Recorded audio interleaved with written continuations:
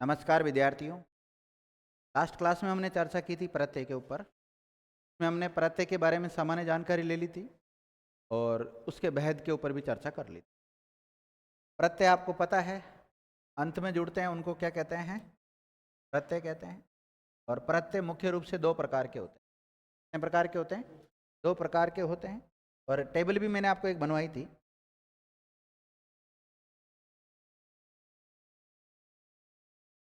एक तो होता है कृत प्रत्यय। सॉरी, कौन कौन से लिखाए थे? कृत प्रत्यय। और एक लिखाया था तद्धित प्रत्यय। ये दो ही लिखाए थे। कृत प्रत्यय के भी बहुत सारे उपभेद बताए थे मैंने। और कृत प्रत्यय के जुड़ने से जो नया शब्द बनता है उसे क्या कहते हैं? कृदंत शब्द कहते हैं। क्या कहते हैं? कृदंत शब्द कहते हैं। तद्धित प्रत्यय के जुड़ने से जो नया शब्द बनता है उसे क्या कहते हैं? तद्धितांत शब्द कहते हैं। क्या कहते हैं? तद्धितांत शब्द कहते हैं। देखो,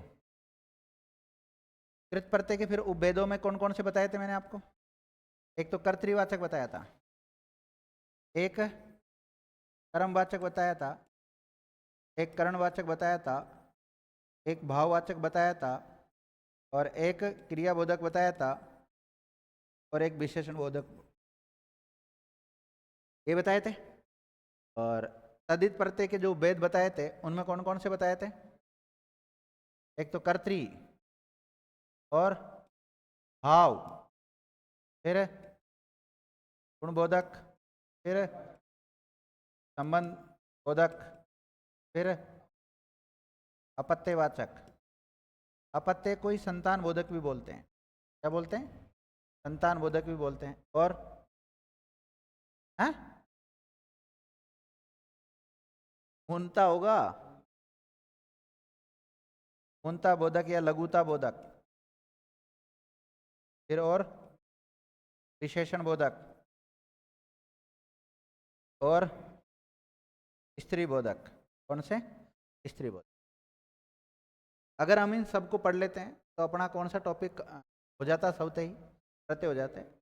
और प्रत्यय जोड़ने की मैंने एक शर्त बताई थी कि जिस शब्द में जोड़ा जाता है उसका अंतिम वर्ण होता है, उसको स्वर रहित करना होता है। और कुछ विशेष प्रत्यय भी होते हैं, उनको जोड़ते हैं तो पहले वर्ण जिस शब्द में जोड़ा जाता है उसका पहला वर्ण होता है, उसमें परिवर्तन होता है। उसमें परिवर्तन कैसे होता है? अ या आ किस में बदल जाता है? आ में बदल जाता है। ई, ए, ई, बड़ा ई, ए किस में बदलता है? आई में। लिखा है तो मैंने नोट डाल के आपको। उ या ऊ लिखा है। ऐतिहासिक वगैरह सब नहीं लिखा है, भौगोलिक वगैरह मुझे याद रहता है। और री का क्या बनता है? आर बनेगा। रे कैसा होगा? हलंत वाला। ऐसे लिखाए थे ना आपको, जैसे अ प्रत्यय जुड़ता हो, अक जुड़ता हो, इक जुड़ता हो, यह जुड़ता हो, ए जुड़ता, ऐसे बहुत सारे लिखाए थे मैंने आपको प्रत्यय। लिखाए थे ना?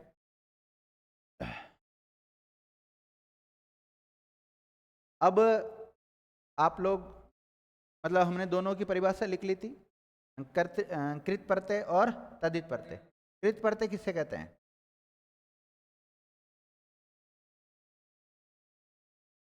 जो क्रिया के अंत में जुड़ता है। क्रिया के अंत में कभी भी प्रत्यय जुड़ता नहीं, क्रियांश के अंत में जुड़ता है। के अंत में जुड़ता है क्रियांश। क्रियांश के बाद में जो प्रत्यय प्रयुक्त होते हैं उसे कृत प्रत्यय कहते हैं। और क्रिया के अलावा जैसे कोई संज्ञा शब्द आ गया, सर्वनाम आ गया, विशेषण आ गया, अव्यय आ गया, इनके अंत में जो जुड़ते हैं उनको क्या कहते हैं? हम तद्धित प्रत्यय कहते हैं। इतना हम पढ़ चुके थे, मतलब लास्ट क्लास में। ठीक है, अब कंटिन्यू पढ़ते हैं। और अगला जो हम लिखेंगे, ऐसे लिख सकते हैं आप, कृत प्रत्यय के उपभेद। कृत परिभाषा तो मैंने लिखाई दी आपको। कृत प्रत्यय के उपभेद। कृत प्रत्यय के उपभेद। लगभग 6 लिखा है मैंने उपभेद आपका, है ना। इनकी संख्या फिक्स नहीं होती वैसे, जो मैंने लिखा है ना, कभी कभी 5 दे देते, कभी 4 देते, लेकिन यह अधिकतम है, इससे ज़्यादा नहीं हो सकते।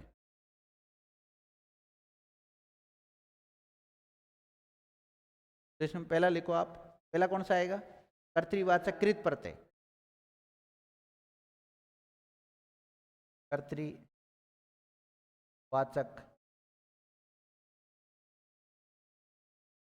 कृत प्रत्यय, ये नाम होगा इसका पूरा। चार्ट के अकॉर्डिंग देखो ना, पहला यही जाएगा, कर्तृवाचक कृत प्रत्यय।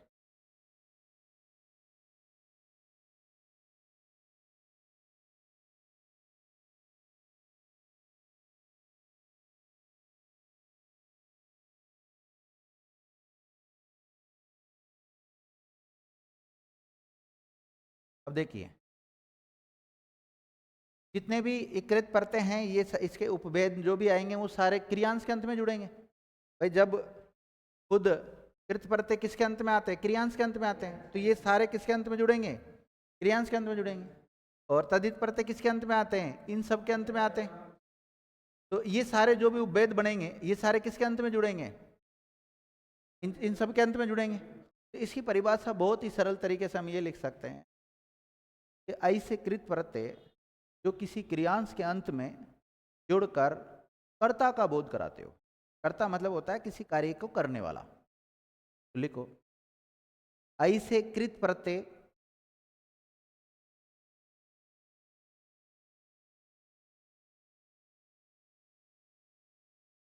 ऐसे कृत प्रत्यय जो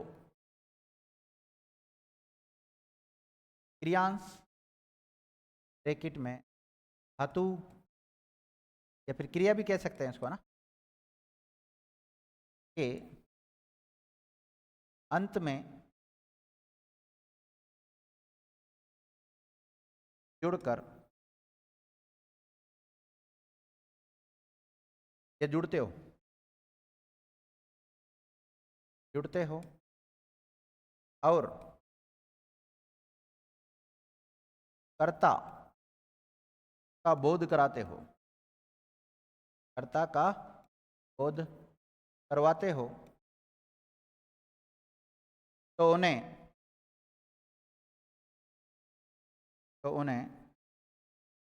कर्तृवाचक कृत प्रत्यय कहते हैं। कृत प्रत्यय कहते हैं। लिख लो, ये कर्तृवाचक कृत प्रत्यय कहते हैं।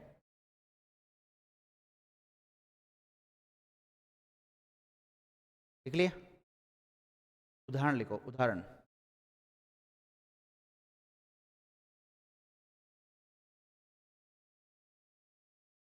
देखो, आपको एक टेबल बनानी है और उसमें ऐसा लिखना है, एक तरफ तो प्रत्यय का नाम लिखना है। क्या लिखना है?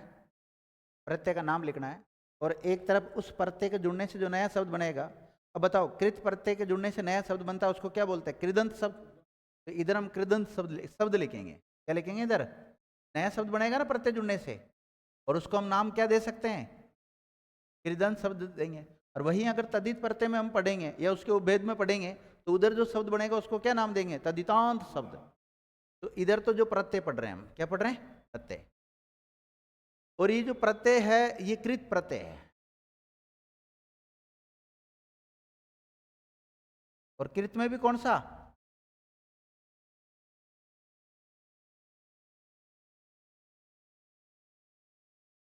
कर्तृवाचक कृत का नाम।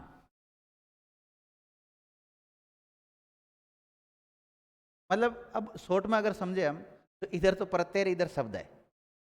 ये तो ठीक है, इन शब्दावलियों को समझने के लिए हमें शुरुआत में लिखना पड़ता है। बाकी सामान्यतः ये तो प्रत्यय लिखेंगे इधर, और इधर क्या लिखेंगे हम? उससे जो शब्द बनेंगे वो लिखेंगे। बाकी प्रॉपर तरीके से अगर हिंदी को समझना चाहते हो तो इनको कृदंत शब्द कहते हैं। क्योंकि कभी ऐसी शब्दावली आ गई तो वो आपको परेशान नहीं करेगी फिर।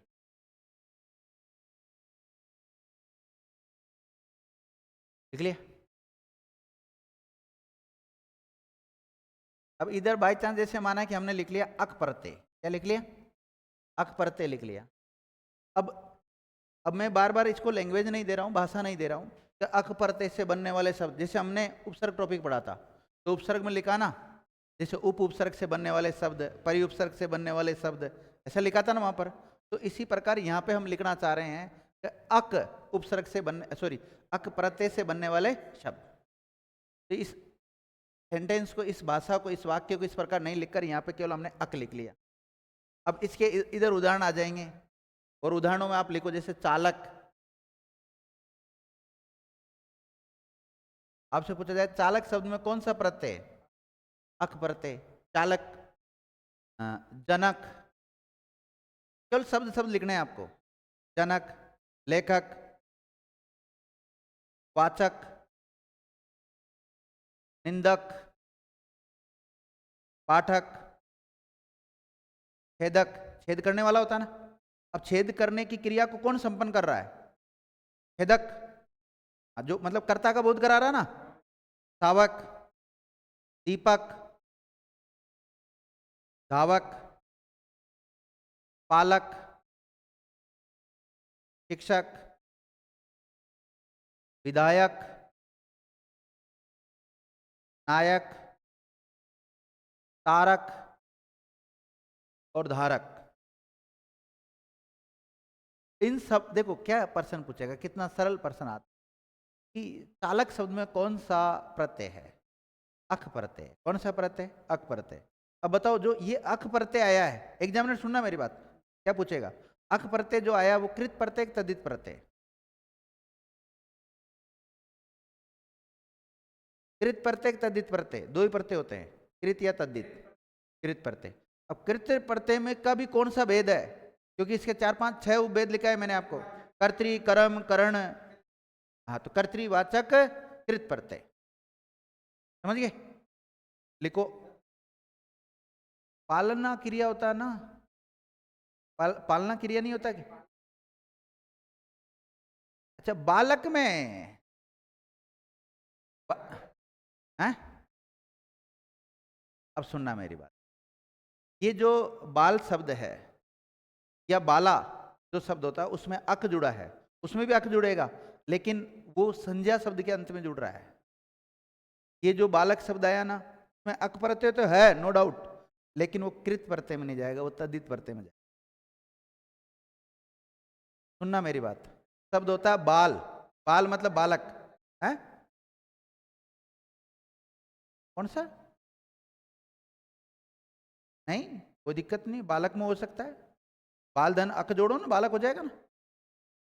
अक प्रत्यय जुड़ेगा ना। लेकिन बाल शब्द, देखो, बाल का मतलब बालक से लिया गया है, और बालक शब्द एक प्रकार से संज्ञा शब्द है, और संज्ञा के शब्द। हाँ, आप ये सोच रहे होंगे सर अक अक शब्द केवल कृत प्रत्ययों के साथ ही आएंगे, तद्धित में नहीं आएंगे। नहीं, ये प्रत्यय तद्धित में भी जाएंगे, लेकिन डिसाइड हम डायरेक्ट नहीं कर सकते, केवल प्रत्यय को देखकर ये निर्णय नहीं ले सकते कि कर्तरी में जाएगा या फिर तद्धित में जाएगा। कृत प्रत्यय होगा, तद्धित प्रत्यय होगा, ये निर्णय कब ले पाएंगे? जब जिस शब्द के अंत में जुड़ा हुआ है उसके अनुसार। आपने लिख लिया यहाँ पर, क्या लिखा है लास्ट? धारक लिख लिया। अब लिखो आउ प्रत्यय से बनने वाले शब्द। अब इधर हम लिखेंगे क्या? आउ प्रत्यय से बनने वाले शब्द। ठीक है, आपको केवल आउ लिखना है। अब जैसे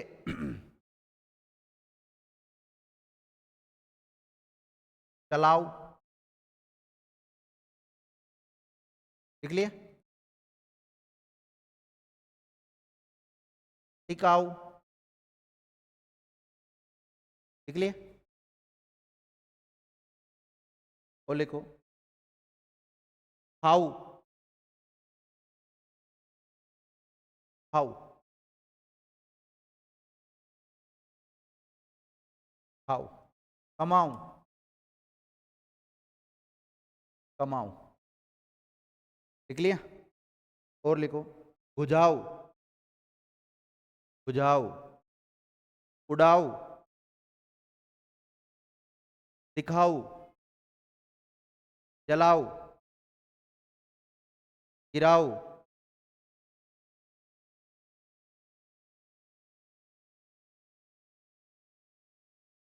अब देखो, अब सर आप कह रहे हो कि आऊ पढ़ते, इन सब में आऊ पढ़ते, लेकिन एक में आऊ पढ़ते नहीं है। कौन से में नहीं है? हाउ में नहीं है। हाउ में केवल ऊ पढ़ते हैं, तो यहां पर ऊ भी लिख लो आप। मतलब या तो एक काम करो, केवल खाओ को रेखांकित करके उसमें ऊ पढ़ते हैं, खा प्लस ऊ, जिनमें 3 अक्षर आ रहे हैं ना, चाहे चलाओ हो, चाहे टिकाओ हो, चाहे कमाओ हो, इनमें आऊ पढ़ते हैं। और जिनमें 2 अक्षर आ रहे हैं ना, उनमें ऊ पढ़ते हैं। नोट डाल सकते हो चाहो तो।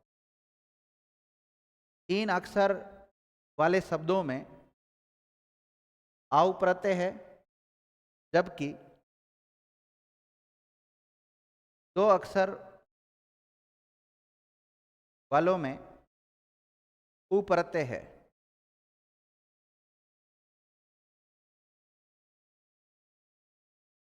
हो गया?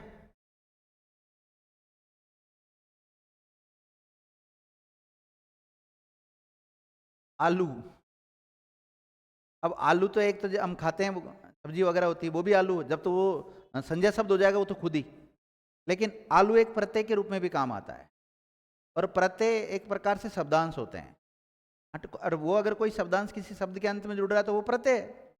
भाई जो लास्ट में आ रहा है वो क्या है? प्रत्यय है।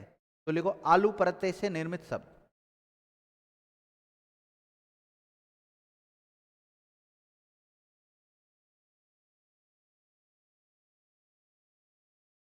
शंकालू,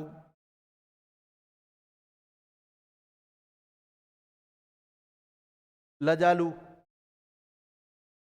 झगड़ालू, झगड़ना क्रिया होता है, मैं आलू जोड़ोगे तो क्या बन जाएगा?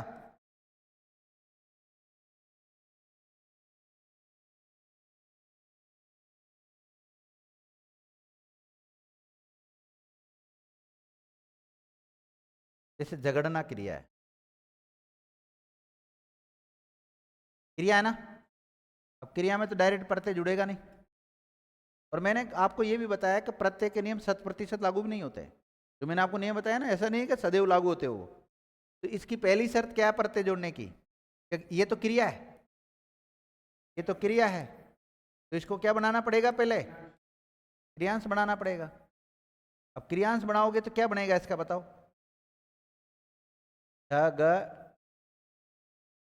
बनेगा।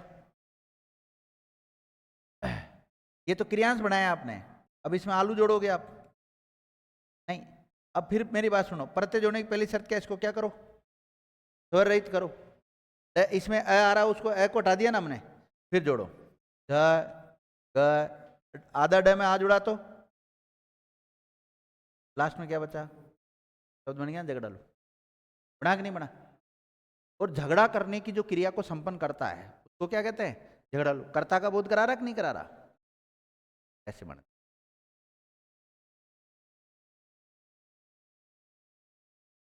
तो हम पढ़ क्या रहे हैं? मेरी बात सुनना, मैं आपको प्रत्यय उस लेवल पे पढ़ा रहा हूँ जो मैंने आज तक किसी को भी नहीं पढ़ाया। मेरे जीवन का मैंने पता नहीं कितनी बार प्रत्यय पढ़ा दिया, इस बार मैं सबसे डीप पढ़ा रहा हूँ एक एक प्रत्यय को। वरना मैं बताओ कैसे पढ़ाता हूँ। सामान्यतः जैसे दोनों प्रत्यय के बारे में सामान्य जानकारी देती, करत प्रत्यय तद्धित प्रत्यय, 2-4 इनके उदाहरण दे दिए, फिर मैं उदाहरण लिखा देता हूँ। उदाहरण लिखाकर इसमें से आप प्रत्यय छाटो, बस ये काम रहता। लेकिन ये दोनों ऑफलाइन और ऑनलाइन दोनों के हिसाब से काम आने वाला वीडियो है, तो इस हिसाब से फिर मैं डीप पढ़ा रहा हूँ, एक एक को पढ़ा रहा हूँ, कौन से कौन सा शब्द बन रहा है। सब लेवल, सारा लेवल, ऐसा कोई एग्जाम नहीं है जिसको कवर नहीं करेगा। चाहे आप छोटा से छोटा एग्जाम दे लो, चाहे बड़े से बड़ा एग्जाम दे लो, इसके ऊपर कोई लेवल नहीं है। चाहे आप दुनिया भर के कोई सा भी मार्केट का कंटेंट उठा के देख लेना, इससे डीप किसी ने भी नहीं पढ़ा रखा होगा। उठा के देख लेना, देखते हैं कितने लेक्चर होते हैं इसमें। बहुत शानदार लेवल पे पढ़ाऊंगा इसको। बस इसमें थोड़ी सी कमी है ना, इसमें पढ़ाने वालों की कोई कमी नहीं है। इसमें कमी है तो वैयाकरणों की थोड़ी सी कमी ये रही है कि इनके जो नियम बनाए ना, वो नियम 100% लागू करवाना चाहिए था। अब उन्होंने नियम तो बनाए हैं, लेकिन उन्होंने कहा कि भाई उन्होंने एक नोट डाल दिया इसमें, कि जो भी नियम बना रखे प्रत्यय के वो 100% लागू नहीं होते। जब या तो टीचर परेशान या बच्चे परेशान, फिर भी हम कोशिश करेंगे सबको समझाने के एक। तो आलू प्रत्यय से बनने वाले शब्द लिख लिया आपने। इसी प्रकार लिखो अंकु। अंकु प्रत्यय से बनने वाले शब्द। अब ये तो संख्या नहीं है इनकी, संख्या वंख्या बिल्कुल भी नहीं याद करनी है आपको, संख्या फिक्स है ही नहीं इनकी, नहीं है। अंकु, आक, आका, एक साथ लिख लो इधर ही। अंकु, आक, आका, आंकु, अंकु के अलावा आकू, कोई सी भी शब्दावली आ सकती है। देखो एक तो अंकु, एक आक, एक आका, एक आंकु अनुस्वार लगा हुआ है, और एक आकू। इनसे बनने वाले शब्द लिखने। लिख लिया? अब लिखो लड़ाका। लड़ना क्रिया होता है, उसमें आका जोड़ दिया तो क्या बन जाएगा?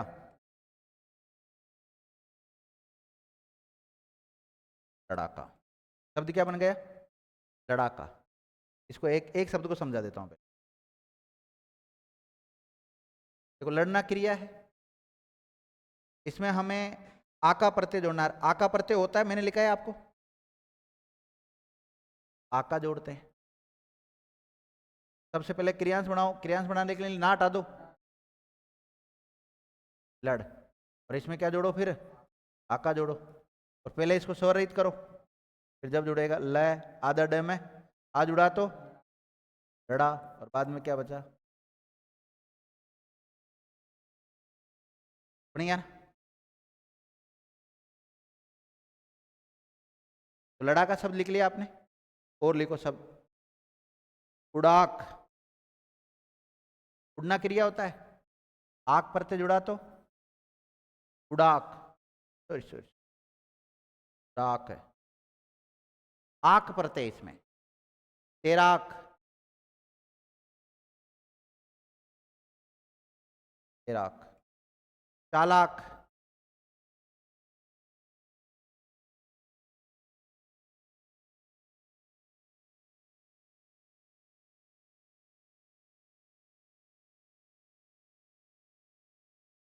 चालाक। लिख लिया चालाक, और लिखो उड़ंकू, लड़ंकू, उड़ंकू,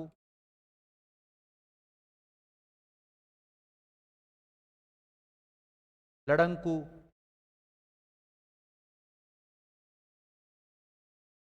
पड़ाकू, लड़ाकू, पड़ाकू, लड़ाकू। लिख लिया? लिखो विद्यार्थियों, इसी टेबल को कंटिन्यू आगे चलानी है आपको।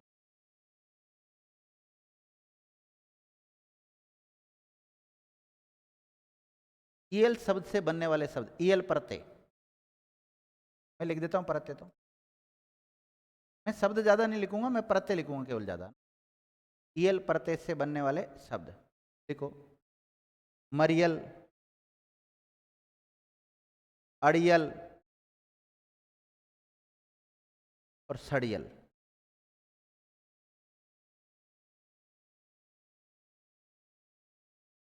मरियल, अड़ियल और सड़ियल, यही है। अब देखो, जैसे आपने सड़ियल लिखा, तो पहली बात तो सड़ना क्रिया है। सड़ना क्या है? मैं ईएल प्रत्यय जोड़ो, क्या जोड़ो? ईएल, और ईएल में छोटा ही लिखाया मैंने, प्रत्यय बिल्कुल शुद्ध लिखाया मैंने। अब इसको क्रियांश बनाओ, पहले ना हटा दो तो सड़ बचा,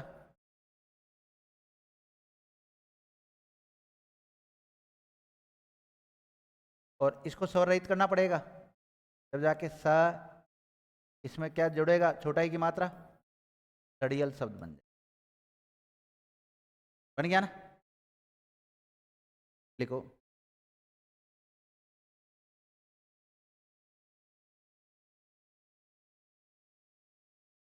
अय्या या फिर वैया, प्रत्यय से बनने वाले शब्द। और ये सारे कृत प्रत्यय के उदाहरण है। दो प्रत्यय होते हैं ना, कृत और तद्धित, और कृत प्रत्यय में भी किसमें, कर्तृवाचक में जा रहे हैं सारे। किसमें जाएंगे सब, जो टेबल देखो आप, स्टार्टिंग मैंने जो टेबल बनाई आपको, हाँ उसमें जा रहे हैं सब, है ना। देखो कटैया,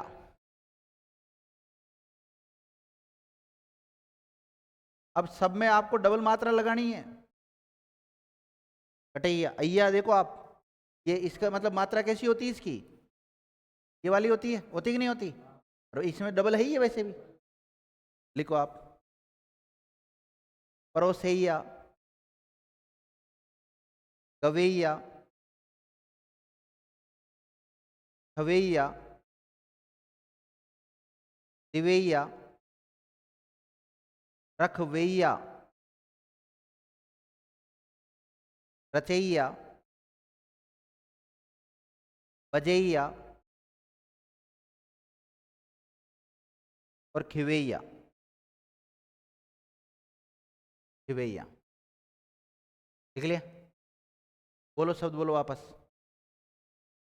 कटैया में अय्या प्रत्यय है, बोलो। परोसैया में अय्या अय्या प्रत्यय है। गवैया में ये वाला प्रत्यय ध्यान रखना। खवैया में वैया, वैया आ रहा है ना सबके अंत में, जिनके अंत में वैया आ रहा है ना उसमें वैया है, और जिसमें वह नहीं दिख रहा ना आपको उसमें अय्या प्रत्यय है, हैं? दिवैया में वैया प्रत्यय है, हैं? रखवैया में वैया प्रत्यय है, रचैया में अय्या प्रत्यय है, बजैया में अय्या प्रत्यय है, हैं? खिवैया में वैया प्रत्यय है। अब सर ऐसे शब्द कहाँ प्रयुक्त होते हैं? हिंदी में प्रयुक्त होते हैं, ठीक है, हम सामान्यतः इनका प्रयोग नहीं लेते हैं, लेकिन कहीं ना कहीं हिंदी में क्या 10-20 हजार ही शब्द थोड़ी है, 20,000 शब्द तो ऐसे जो हमने दूसरी भाषाओं से ग्रहण कर रखे हैं। फिर खुद के हिंदी के भी शब्द है, और ये तो विदेशी भाषाओं के शब्द ग्रहण किए हैं, बाकी कुछ संस्कृत भाषा से हमने किए हैं, कुछ देसी शब्द है, कुछ शब्द हमने बनाए हैं आपस में जोड़ जोड़ के। ठीक है, तो ये हो गया कौन सा, अय्या और वैया प्रत्यय से बनने वाले शब्द। लिख लिया? अब लिखो एरा प्रत्यय से बनने वाले शब्द। मैं लिख लूंगा पहले प्रत्यय एरा, छोटा ए आएगा, एरा प्रत्यय से बनने वाले शब्द। और इसके उदाहरण लिखो आप, लिखेरा, लुटेरा, एक मात्रा आएगी, लिखेरा में जो एक ही मात्रा आएगी ना वो एक आएगी। बसेरा, हाँ, अब हम जबरदस्ती इसमें बसेरा में डबल मात्रा लगाए वो तो गलत हो जाएगा ना फिर सब। हमें पता है इसमें प्रत्यय कौन सा लगा हुआ, एरा। अब आपसे पूछा जाए बसेरा में कौन सा प्रत्यय बताओ, देखो बसना क्रिया है, बसना क्या है, क्रिया है, और इसमें क्या जोड़ दो आप, एरा जोड़ो। पहले तो इसको हटाओ, क्रियांश बच गया, फिर बस बचा, इसको अलंत कर दो, फिर जोड़ो, ब अलंत वाले स में ए जोड़ा तो ए, और फिर रा, बन गया ना बसेरा सब। और लिखो विद्यार्थियों, आयत मैं लिखता हूं, आयत प्रत्यय से बनने वाले शब्द। अब लड़ना क्रिया होती है, लड़ना क्रिया है, और इसमें आयत, ये लिखा ना आपने आयत, ठीक है, ये जोड़ो। अब जोड़ेंगे ना, पहले तो इसको हटाओ, लड़ को अलंत वाला कर दो, जोड़ो, ल ड़, इसमें आई की मात्रा आएगी डबल वाली, शब्द क्या बन जाएगा, लड़ेत। बन गया ना? तो आपसे पूछा जाए लड़ेत में कौन सा प्रत्यय है, तो आयत प्रत्यय है। कौन सा है, आयत प्रत्यय है। देखो डकेत, टिकेत, चढ़ेत, फिकेत। फिकेत, फिकेत फेंकना क्रिया होता ना, फेंकना से फिकेत बनता है। लिखो,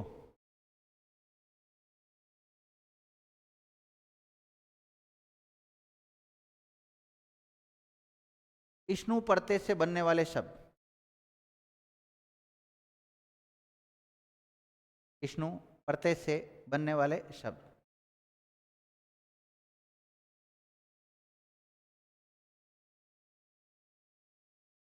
सहिष्णु। अब सहिष्णु में जो हम है, जो मात्रा आई है वो छोटे ही की मात्रा आएगी, ध्यान।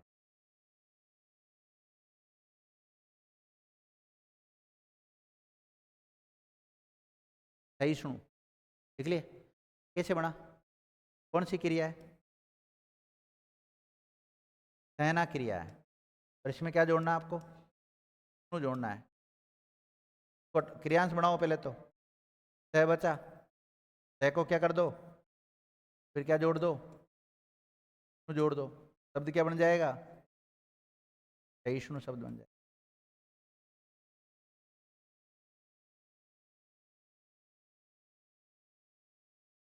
ऐसे लिखते हैं, हैं? तो विष्णु में कौन सा प्रत्यय है? कैसे? इस धन नु होता है।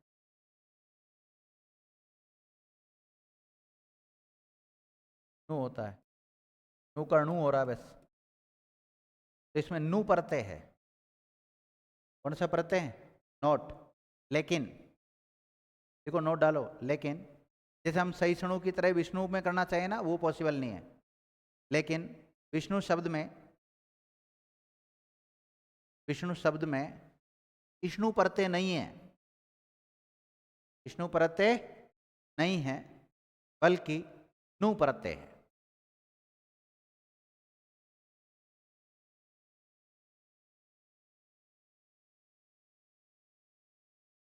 लिया? प्रत्यय को आप ऐसे सोचते होंगे, प्रत्यय क्या एक दो दिन में प्रत्यय हो जाते हो, ऐसे सोचते होंगे ना।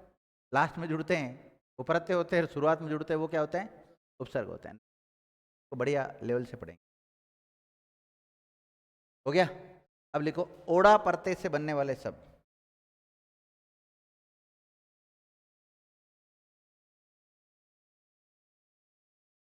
ओड़ा प्रत्यय से बनने वाले शब्द। देखो, हंसोड़ा,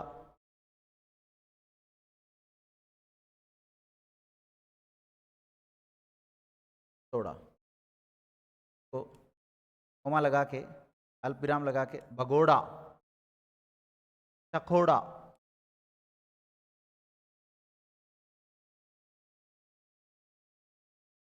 अब देखो, हंसना क्रिया है, इतना तो जानते ही हैं। तो इसमें ओड़ा प्रत्यय जोड़ दो।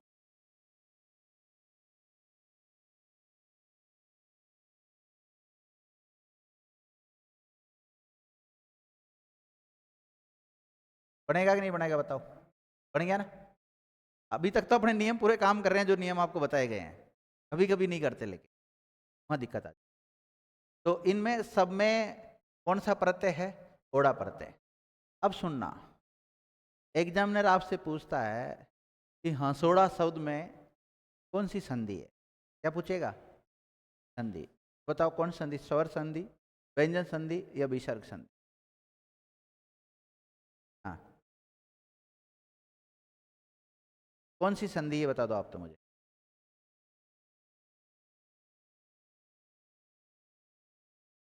जबरदस्ती क्यों जोड़ रहे हो आप? नहीं, आप किस आधार पे जोड़ रहे हो? क्यों जोड़ रहे हो जबरदस्ती?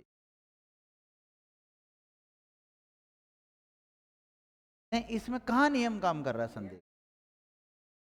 हंसोड़ा शब्द में बना है, इसमें कहाँ संधि का नियम काम कर रहा है? अरे ये तो प्रत्यय नियमों के अनुसार शब्द बना भाई। कहाँ आया प्लस ओ कर रहे हो जबरदस्ती? हंसना क्रिया होती है, उसमें ओड़ा प्रत्यय जोड़ दिया। शब्द बनाना सीख रहे हैं हम, यौगिक शब्दों के अंतर्गत आते हैं ना, संधि, समास, उपसर्ग, प्रत्यय। तो इसमें संधि है ही नहीं है।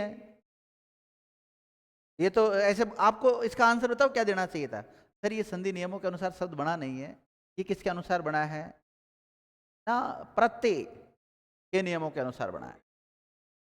यौगिक तो खुद पार्ट है, मतलब यौगिक के ये सारे पार्ट है, यौगिक के तो पार्ट है सारे, संधि समास उपसर्ग प्रत्यय। लिख लिया आपने?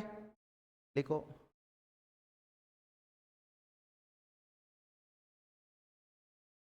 अन प्रत्यय से बनने वाले शब्द, अन लिखो। रमण, रमण लिखना है ना? पालन, साधन, मदन, पालन, पालन, निर्णय नहीं आएगा, नया आएगा, पालन। और साधन, मदन, रावण, मोहन, पावन, नंदन।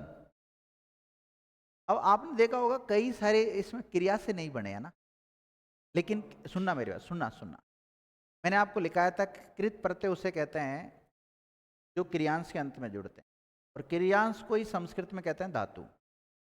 तो वो कई जगह पर क्रियांश नहीं आकर धातु आ जाते हैं, संस्कृत के शब्द आ जाते हैं, तत्सम शब्द आ जाते हैं, इसलिए उसकी स्पष्ट आपको क्रिया नजर नहीं आती है उसमें। मतलब अपने को धातु की प्रैक्टिस भी होनी चाहिए। और धातु कौन से किस में पढ़नी होती है? संस्कृत में पढ़नी होती है, हिंदी में पढ़ने की उसकी आवश्यकता नहीं पड़ती।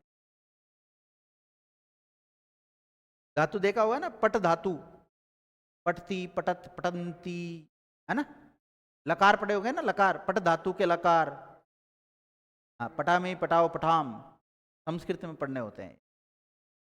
हाँ, गच्छा में गच्छाओ, गच्छाम होता है।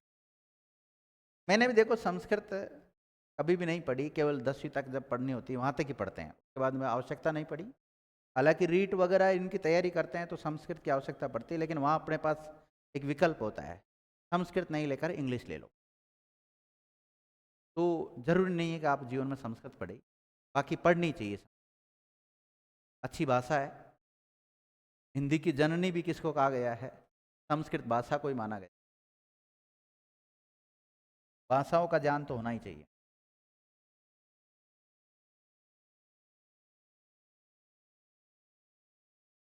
देखो क्या लिखा आप लोगों ने,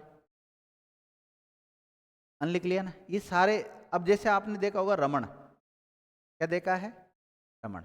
अब आपको तो इसमें अन नजर नहीं आ रहा, आपको तो इसमें क्या नजर आ रहा है? अण। देखो एक क्रिया होती है रमना, रमना क्या है? एक प्रकार से क्रिया है, हटाओ, रम बचा और अन जोड़ो। क्योंकि मैंने आपको उपसर्ग कौन सा लिखाया? अन लिखाया, अणु उपसर्ग नहीं लिखाया। अब इसका बनाओ र, मैं पूरा हो जाएगा, रमन होना चाहिए, लेकिन सर आपने शब्द क्या लिखा है? रमण लिखा है। हाँ, रमण शब्द मैंने लिखा है, लेकिन मैंने आपको ये भी कहा है न का न भी हो सकता है, परिणाम का परिणाम हो सकता है, होता है ना? तो यहाँ पर व्यंजन संधि का नियम भी काम, इसमें संधि और प्रत्यय दोनों है। ये जो रमण शब्द लिखा ना आपने, इसमें प्रत्यय का नियम भी काम कर रहा है और इसमें संधि का नियम भी काम कर रहा है। तर्क का नियम काम नहीं कर रहा, संधि का नियम काम कर रहा है, समास।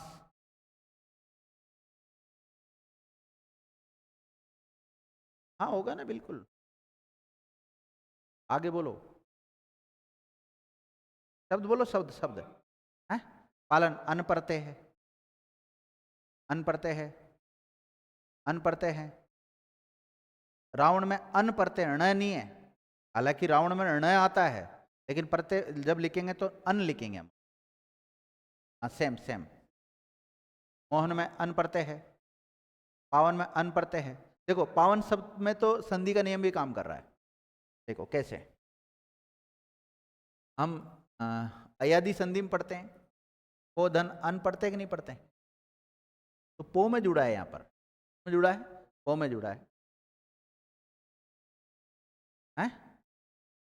लंदन में नहीं लिखा है लंदन आप?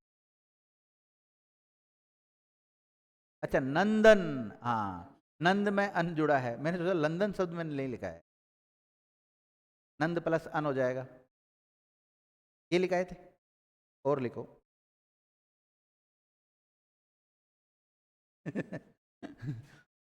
देखो आपको इनको याद नहीं करने, केवल पढ़ने हैं। इससे शब्द संपदा बढ़ेगी आपकी, ताकि अब मैं शब्द शुद्धि को अलग से थोड़ी लिखाने की जरूरत पड़ेगी, यही तो शब्द शुद्धि है। शब्द लिखा दिए इतने सारे, हाँ ठीक है, एक दिन एक क्लास ले लेंगे, वो बात एक अलग है। कोई एक्स्ट्रा कोई शब्द आ जाते हैं, उसमें भी यही आना है सारे, पीताम्बर शब्द आना है वहां पर, है वहां पर ये उज्जवल शब्द आना है, और उज्जवल शब्द मैंने आपको संधि में लिखाया है, उपसर्ग में लिखाया है, लिखाया कि नहीं लिखाया? आगे लिखो, अगला लिखो, वाला या हार प्रत्यय से बनने वाले शब्द, वाला फिर हार प्रत्यय से बनने वाले शब्द, वही सेम, एक तरफ तो आपको प्रत्यय का नाम लिखना है, एक तरफ क्या लिखना है, उसके उदाहरण लिखना है। लिखो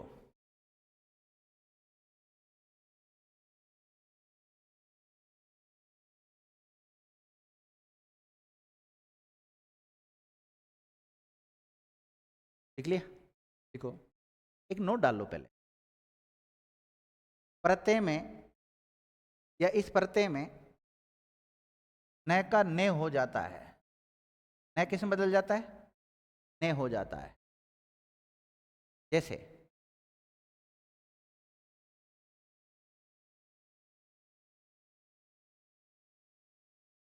अब सुनना मेरी बात, जैसे हंसना क्रिया है,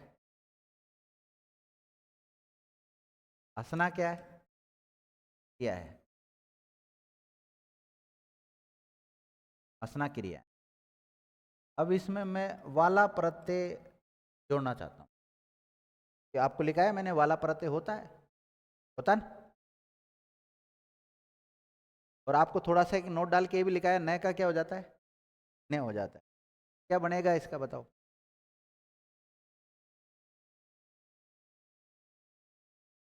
हंसने वाला,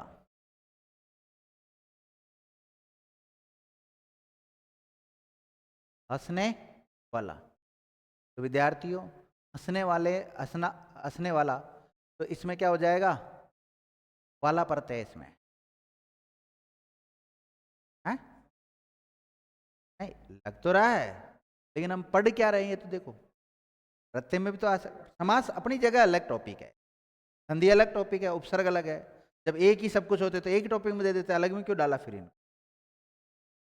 तो लिखो आप लोग, हंस, हंसने वाला, मतलब उदाहरण में क्या लिखोगे आप, हंसने वाला, और हंसने वाला का अगर टुकड़ा करोगे तो क्या हो जाएगा, हंसना प्लस वाला। जाने वाला, जाने वाला में कौन सा प्रत्यय है, वाला प्रत्यय है, मैंने यही तो लिखा है आपको। तो वाला प्रत्यय या फिर हार प्रत्यय से बनने वाले शब्द, खाने वाला, गाने वाला,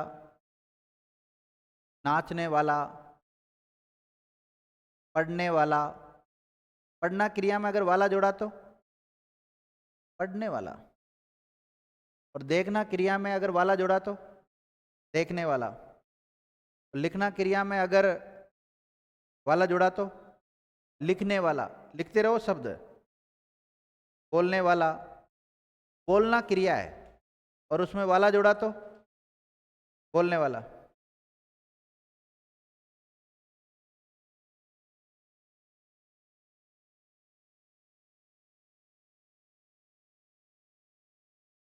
देखो मारना क्रिया होती है, हार प्रत्यय होता है, होता है, हार प्रत्यय है, ध्यान रखना। तो इसका क्या होगा,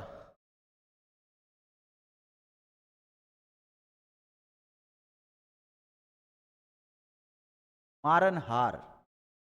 अब यहां देखो, अरे सुनो, वही तो चक्कर है, कभी कभी नियम फेल हो जाते हैं, व्यवहार में कैसा शब्द बनता है उसको प्रयोग में लेना पड़ता है।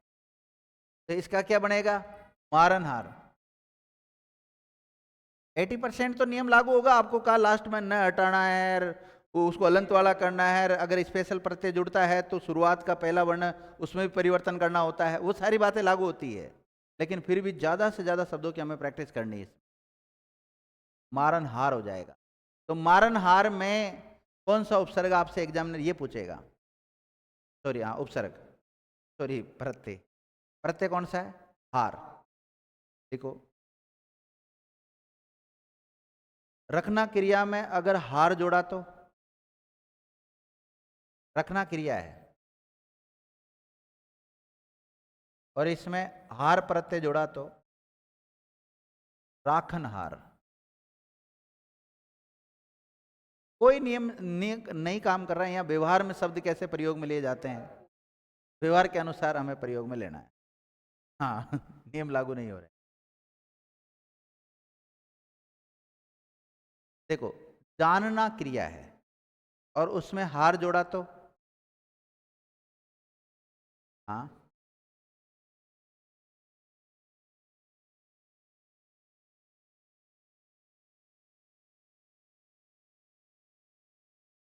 जाननहार क्या बन जाएगा?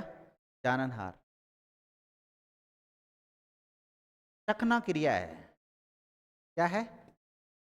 चखना क्रिया है, और इसमें अगर हार जोड़ा ना ना, चाकनहार। हाँ, चाकनहार। तो ये सारे वाला और हार प्रत्यय से जो बनने वाले शब्द है वो हमने लिखे। अब देखो, अब आपके माइंड में ये तो आ गया कि यार हार प्रत्यय हो सकता है। हो सकता है, क्या होता ही है।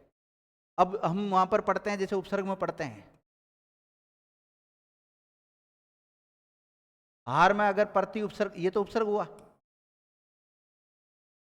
उपसर्ग को हम शब्दांश कहते हैं, कहते हैं कि नहीं कहते हैं?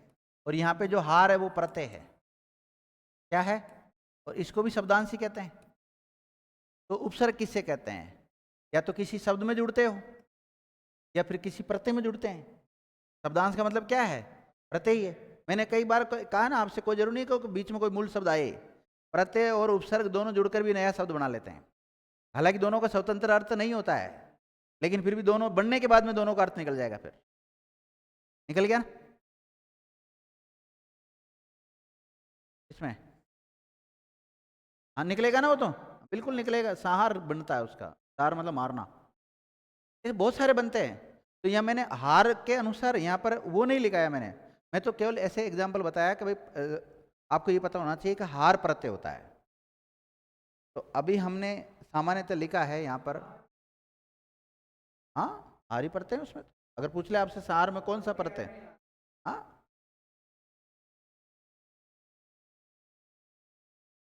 यहाँ मत लिखना, लेकिन इसको वो अलग जानकारी के लिए है। तो वाला और हार प्रत्यय से बनने वाले शब्द लिखा दिए मैंने आपको। लिखो सार प्रत्यय से बनने वाले शब्द। सार, देखो मिलना क्रिया होता है। मिलना में अगर सार जोड़ा तो मिलन सार हो जाता है। सर आप तो कह रहे थे क्रिया में से ना हटाओ, पहले कह रहा था, लेकिन यहां पर नहीं बैठ रहा प्रॉपर नियम, मिलन सार हो जाएगा। ई प्रत्यय से बनने वाले शब्द, ई सुनना, ये सारे क्रियांश के अंत में जुड़ने चाहिए। पहली बात तो प्रत्यय।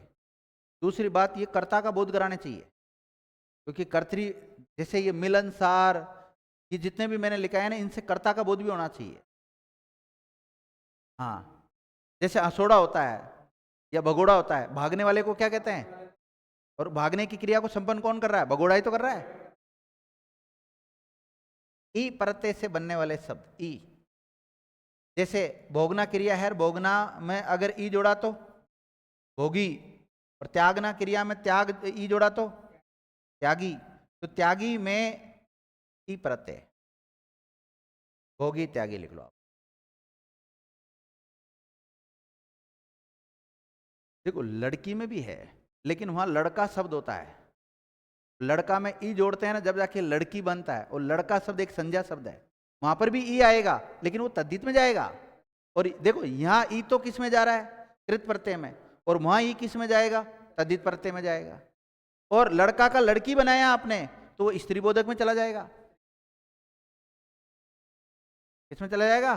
स्त्री बोधक में जाएगा। तो यही तो है, एक दिन में सारे कंसेप्ट क्लियर नहीं होते, धीरे धीरे आप शब्द बनाओ। अभी अभी आप और चीजों पर दिमाग मत लगाओ कि उधर भी तो जाएगा। मैं कह रहा हूं जा सकते हैं, आप केवल शब्द बनाने पे ध्यान दो कि ई प्रत्यय से कैसे शब्द बन रहा है। आपके इतना डीप नहीं पूछा जाएगा, आपसे केवल इतना पूछा जाता है कि त्यागी शब्द में कौन सा प्रत्यय है? ई प्रत्यय, बस इतना ही। तो इतना कौन छाटना है को कौन सा है, कृत है तद्धित है? सामान्यतः एग्जाम में नहीं पूछे जाते ये, वो तो हाँ नहीं, इतना थोड़ी पूछेंगे तुमसे।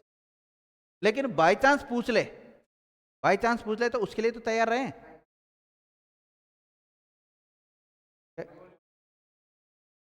देखो जब टॉपिक दे देते हैं ना तो कोई क्राइटेरिया नहीं होता।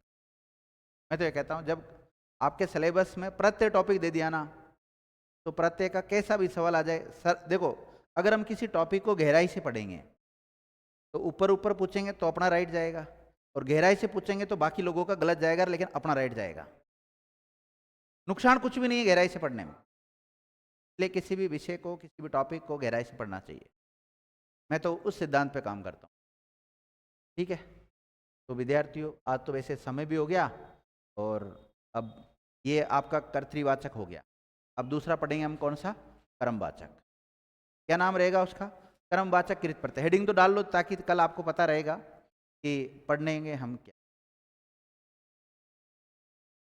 देखो आपको स्पष्ट बता देता हूं वापस इधर, हम पढ़ रहे हैं प्रत्यय। प्रत्यय दो प्रकार के होते हैं, कृत प्रत्यय और तद्धित प्रत्यय। हमने कृत प्रत्यय पढ़ना चालू कर दिया, इसके उपभेद पढ़ना चालू कर दिया, और उसमें पहला पढ़ा अभी तक हमने कर्तृवाचक कृत प्रत्यय। और अब कौन सा पढ़ेंगे? कर्मवाचक कृत प्रत्यय। हेडिंग डालो आप।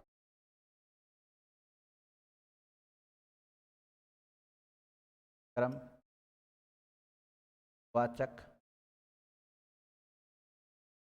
कृत प्रत्यय।